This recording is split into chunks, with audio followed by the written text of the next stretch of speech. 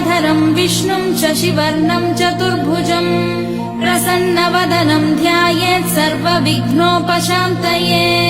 यस्य द्विरदवक्त्राद्या पारिषद्या परशतम् विघ्नम् निघ्नन्ति सततम् विश्वक्सेनम् तमाश्रये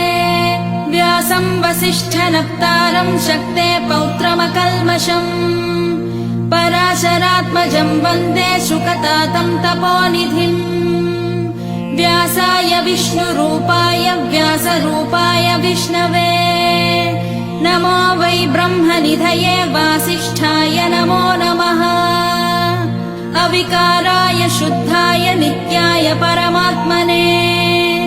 सदैकरूपरूपाय विष्णवे सर्वजिष्णवे यस्य स्मरणमात्रेण जन्म संसारबन्धनात् विमुच्यते नमस्तस्मै विष्णवे प्रभविष्णवे ॐ नमो विष्णवे प्रभविष्णवे श्रीवैशम्पायन उवाच